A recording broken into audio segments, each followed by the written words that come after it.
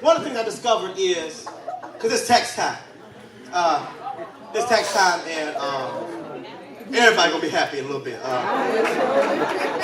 Everybody, you happy from at least February to May? Some of you, some. But here's what I want you to catch. Watch this. I discovered, watch this, legally, when you receive a gift in accordance to the Internal Revenue Service, the giver at the end of the year can write it off. Right. So the tax that was attached to it can be written off. Okay, y'all didn't catch this. If I felt better, I would run. Just look at somebody and say, when you get saved, it's written off. Okay, y'all didn't catch it, so let me help you.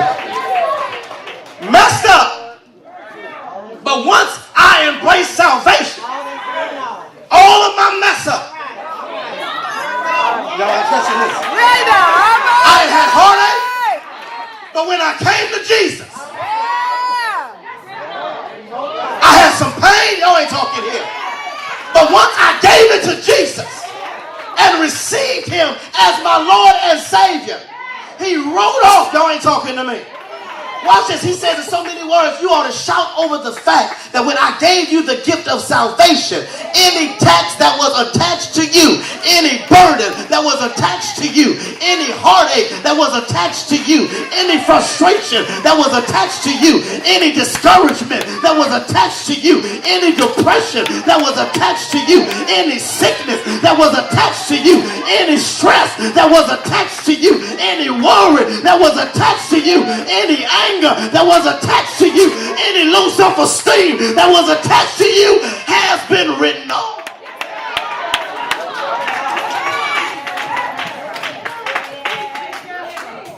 Not of works that any man should boast.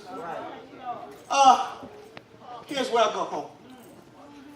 Because what you got this time, you didn't put in on it.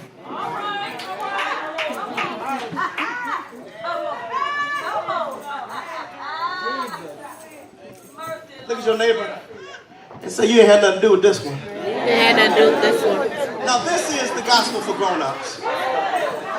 And when I give the gospel for grown-ups, all the grown-ups ought to come on and go with me. Because if I didn't do it, who did it? Thank you.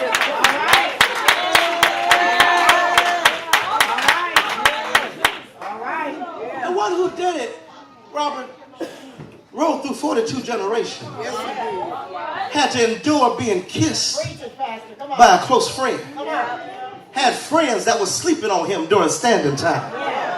Was whipped and beaten and had a thorny crown on his head, and blood came streaming down, and they put nails in his hand. I thought I had some grown-ups in here. And nails in his feet. And when the time came and he said he gave up the ghost and locked his head in his shoulders, and he was buried in a borrowed tomb and stayed there 3 days, but got up early resurrection morning and defeated death and had victory in his hand.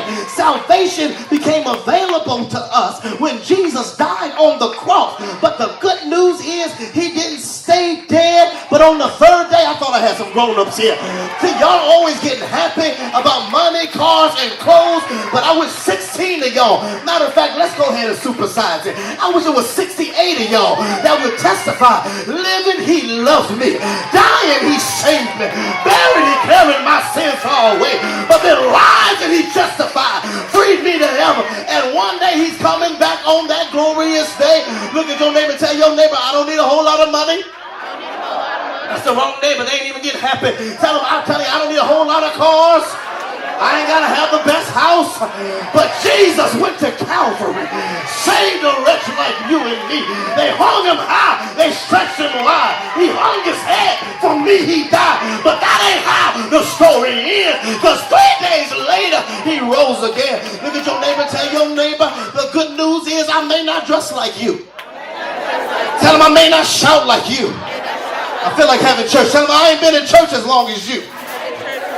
Tell him, but the Bible is right. Come on, you got to get your preacher voice on with somebody. Tell him the Bible is right. and tell them the